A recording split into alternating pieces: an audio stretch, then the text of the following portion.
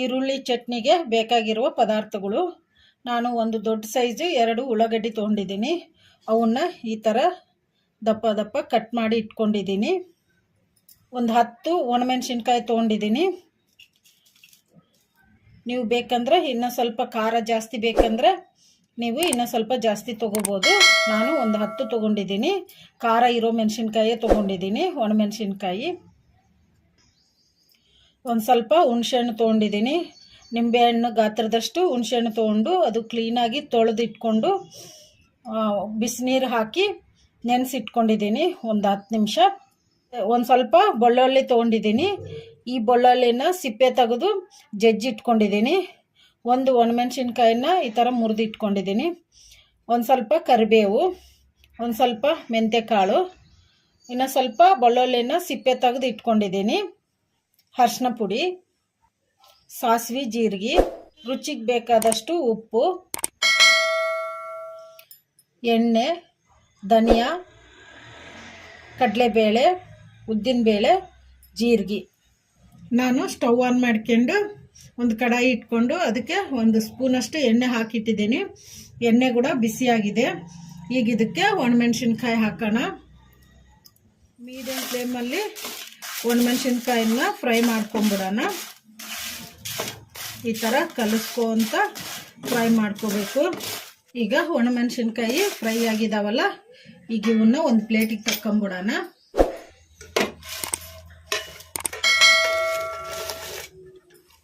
ಈಗ ನಾನು ಮತ್ತೆ ಅದೇ ಕಡಾಯಿ ತೊಗೊಂಡಿದ್ದೀನಿ. ಅದಕ್ಕೆ 1 ಸ್ಪೂನು ಎಣ್ಣೆ ಹಾಕಿ ಇಟ್ಟಿದ್ದೀನಿ. ಎಣ್ಣೆ ಕೂಡ ಬಿಸಿಯಾಗಿದೆ. 1-2 ಸ್ಪೂನು ಧನಿಯಾ ಹಾಕೋಣ.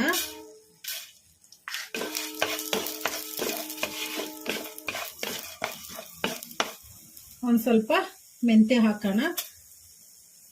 ಮೆಂತ್ಯ ಕಾಳು ಜಾಸ್ತಿ ಹಾಕೋಬಾರ್ದು, ಯಾಕಂದರೆ ಮತ್ತೆ ಕಹಿ ಬಂದ್ಬಿಡ್ತೈತಿ ಚಟ್ನಿ. ಅದಕ್ಕೆ ಒಂದು 10 ಕಾಳಷ್ಟು ಹಾಕಿದ್ದೀನಿ ನಾನು. ಇದನ್ನು ಮೀಡಿಯಮ್ ಫ್ಲೇಮಲ್ಲೇ ಈ ಥರ ಕಲಿಸ್ಕೊಂತ ಫ್ರೈ ಮಾಡ್ಕೋಬೇಕು. ಧನಿಯಾ ಕೂಡ ಒಂದು ಸ್ವಲ್ಪ ಫ್ರೈ ಆಗಿದ್ದಾವೆ. ಈಗ ಇದಕ್ಕೆ 1 ಸ್ಪೂನಷ್ಟು ಜೀರಿಗೆ ಹಾಕೋಣ. ಸ್ವಲ್ಪ ಕರಿಬೇವು ಹಾಕೋಣ.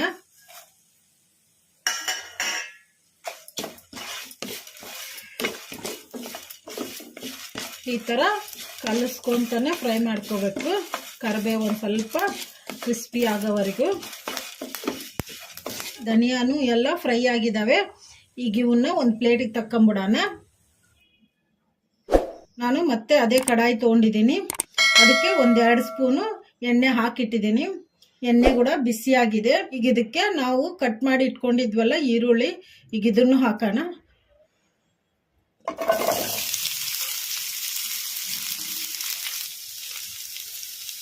ಕಲಿಸ್ಕೊಂಡ್ಬಿಡೋಣ. ಇದನ್ನ ಮೀಡಿಯಮ್ಮು ಹೈ ಫ್ಲೇಮಲ್ಲಿ ಅವಾಗ ಇಟ್ಕೊಂಡು ಫ್ರೈ ಮಾಡ್ಕೋಬೇಕು. ಉಳ್ಳಾಗಡ್ಡಿ ಲೈಟ್ ಬ್ರೌನ್ ಕಲರ್ ಬರೋವರೆಗೂ ಫ್ರೈ ಮಾಡ್ಕೊಂಡ್ಬಿಡೋಣ. ಉಳ್ಳಾಗಡ್ಡಿ ಒಂಚೂರು ಫ್ರೈ ಆಗಿದಾವಲ್ಲ, ಒಂದು ಸ್ವಲ್ಪ ಉಪ್ಪು ಹಾಕೋಣ. ಉಪ್ಪು ಹಾಕಿದರೆ ಬೇಗ ಫ್ರೈ ಆಗ್ತಾವಂತ ನಾನು ಒಂದು ಸ್ವಲ್ಪ ಉಪ್ಪು ಹಾಕಿದ್ದೀನಿ. ಈ ಥರ ಚಟ್ನಿ ಮಾಡಿಕೊಂಡ್ರೆ ತುಂಬ ಟೇಸ್ಟಿಯಾಗಿರುತ್ತೆ. ಮತ್ತು ಇಡ್ಲಿಗಾಗಲಿ, ದೋಸೆಗಾಗಲಿ, ರೊಟ್ಟಿಗಾಗಲಿ, ಅನ್ನದ ಜೊತೆಗಾಗಲಿ ತಿಂದರೆ ತುಂಬ ಟೇಸ್ಟಿಯಾಗಿರುತ್ತೆ. ನೀವು ಟ್ರೈ ಮಾಡಿ, ಮನೆಯಲ್ಲಿ ಎಲ್ಲರೂ ಇಷ್ಟಪಡ್ತಾರೆ. ಈಗ ಉಳ್ಳಾಗಡ್ಡಿ ಲೈಟ್ ಬ್ರೌನ್ ಕಲರ್ ಬಂದಿದಾವಲ್ಲ, ಈಗ ಇದಕ್ಕೆ ಸ್ವಲ್ಪ ಅರಿಶಿನ ಪುಡಿ ಹಾಕೋಣ. ಕಲಿಸ್ಕೊಂಬಿಡೋಣ. ಉಳ್ಳಾಗಡ್ಡಿ ಫ್ರೈ ಆಗಿದಾವಲ್ಲ, ಈಗ ಸ್ಟವ್ ಆಫ್ ಮಾಡಿಕೊಂಡು ಉಳ್ಳಾಗಡ್ಡಿನ ತಣ್ಣಗಾಗಕ್ಕೆ ಬಿಡೋಣ ಒಂದು 5 ನಿಮಿಷ. ಈಗ ನಾವು ಚಟ್ನಿ ಮಿಕ್ಸಿ ಮಾಡ್ಕೊಂಬಿಡೋಣ. ನಾನು ಒಂದು ಮಿಕ್ಸಿ ಜಾರ್ ತೊಗೊಂಡಿದ್ದೀನಿ. ಈಗ ಇದಕ್ಕೆ ನಾವು ಫ್ರೈ ಮಾಡಿ ಇಟ್ಕೊಂಡಿದ್ವಲ್ಲ ಒಣಮೆಣಸಿನ್ಕಾಯಿ ಎಲ್ಲ, ಈಗ ಇವನ್ನ ಹಾಕೋಣ. ಮಿಕ್ಸಿ ಜಾರಿಗೆ ಹಾಕ್ಕೊಂಬಿಟ್ಟಿವಲ್ಲ ಒಣಮೆಣಸಿನ್ಕಾಯಿ ಎಲ್ಲ. ಈಗ ಇದಕ್ಕೆ ರುಚಿಗೆ ಎಷ್ಟು ಬೇಕೋ ಅಷ್ಟು ಉಪ್ಪು ಹಾಕೋಣ. ನಾನು ಆಲ್ರೆಡಿ ಉಳ್ಳಾಗಡ್ಡಿಯಲ್ಲಿ ಹಾಕಿದ್ದೆ ಒಂದು ಸಣ್ಣ ಸ್ಪೂನಷ್ಟು. ಇದನ್ನು ಮಿಕ್ಸಿ ಮಾಡ್ಕೊಂಬಿಡೋಣ. ಈಗ ನೋಡೋಣ. ಈ ಥರ ಮಿಕ್ಸಿ ಮಾಡ್ಕೋಬೇಕು ಒಂದು ಸ್ವಲ್ಪ ತರಿಯಾಗಿ. ನಾವು ಉಳ್ಳಾಗಡ್ಡಿನ ಫ್ರೈ ಮಾಡಿ ಇಟ್ಕೊಂಡಿದ್ವಲ್ಲ, ಈಗ ಇದನ್ನು ಹಾಕೋಣ. ಉಳ್ಳಾಗಡ್ಡಿ ಕೂಡ ತಣ್ಣಗಾಗಿದ್ದಾವೆ. ಮಿಕ್ಸಿ ಜಾರಿಗೆ ಹಾಕೋಣ.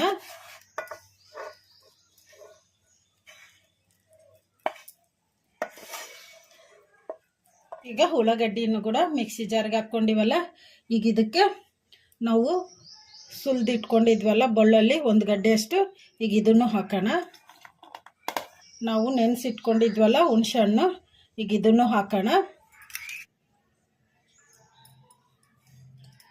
ಈಗ ಹುಣಸೆ ಹಣ್ಣಿನ ನೀರು ಕೂಡ ಈಗ ಚಟ್ನಿಗೆ ಒಂದು ಸ್ವಲ್ಪ ಹಾಕ್ಕೊಂಡು ಮಿಕ್ಸಿ ಮಾಡ್ಕೊಂಬಿಡೋಣ.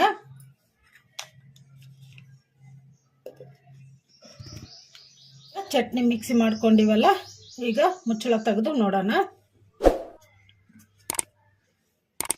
ಈ ಥರ ಮೆತ್ತಗೆ ಮಿಕ್ಸಿ ಮಾಡ್ಕೋಬೇಕು. ಈಗ ಚಟ್ನಿಗೆ ಒಗ್ಗರಣೆ ಹಾಕೋಣ. ನಾನು ಸ್ಟವ್ ಆನ್ ಮಾಡ್ಕೊಂಡು ಅದೇ ಕಡಾಯಿ ತೊಗೊಂಡಿದ್ದೀನಿ. ಅದಕ್ಕೆ ಒಂದು 3 ಸ್ಪೂನಷ್ಟು ಎಣ್ಣೆ ಹಾಕಿಟ್ಟಿದ್ದೀನಿ. ಈಗ ಎಣ್ಣೆ ಕೂಡ ಬಿಸಿಯಾಗಿದೆ. ಈಗ ಇದಕ್ಕೆ ಸ್ವಲ್ಪ ಸಾಸಿವೆ ಜೀರಿಗೆ ಹಾಕೋಣ. ಸಾಸಿವೆ ಜೀರಿಗೆ ಚಿಟ್ಪಟ ಅಂದಿದ್ದಾವಲ್ಲ, ಈಗ 1 ಸ್ಪೂನಷ್ಟು ಕಡಲೆಬೇಳೆ ಹಾಕೋಣ. 1 ಸ್ಪೂನಷ್ಟು ಉದ್ದಿನಬೇಳೆ ಹಾಕೋಣ.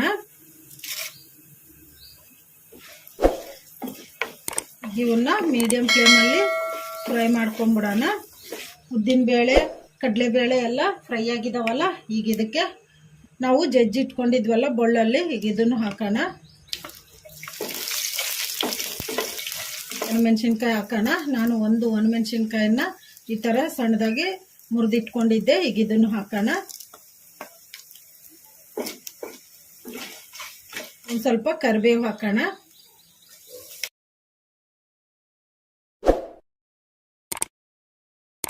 ಒಗ್ಗರಣೆ ಎಲ್ಲ ಫ್ರೈ ಆಗಿದೆ ಅಲ್ಲ, ಈಗ ಇದಕ್ಕೆ ನಾವು ಮಿಕ್ಸಿ ಮಾಡಿ ಇಟ್ಕೊಂಡಿದ್ವಲ್ಲ ಈರುಳ್ಳಿ ಚಟ್ನಿ, ಈಗ ಇದನ್ನು ಹಾಕೋಣ.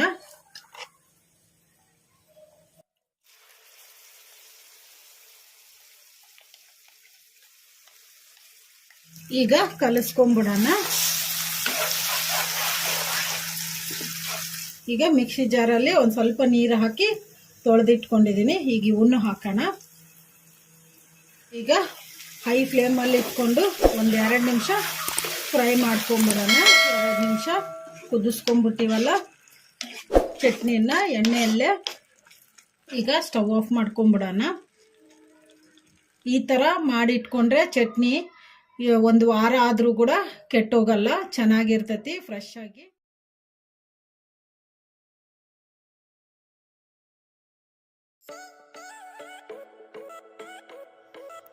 ಈ ವಿಡಿಯೋ ನಿಮಗೆ ಇಷ್ಟ ಆದರೆ ನನ್ನ ಚಾನಲನ್ನು ಸಬ್ಸ್ಕ್ರೈಬ್ ಮಾಡಿ, ಲೈಕ್ ಮಾಡಿ, ಶೇರ್ ಮಾಡಿ, ಕಮೆಂಟ್ ಮಾಡಿ. ಸಬ್ಸ್ಕ್ರೈಬ್ ಬಟನ್ ಪಕ್ಕ ಬೆಲ್ ಬಟನ್ ಇರುತ್ತೆ, ಅದನ್ನು ಪ್ರೆಸ್ ಮಾಡಿ. ನಾನು ಯಾವುದೇ ಒಂದು ಹೊಸ ವಿಡಿಯೋ ಮಾಡಿದರೂ ನಿಮಗೆ ನೋಟಿಫಿಕೇಷನ್ ಬರುತ್ತೆ. Thank you for watching.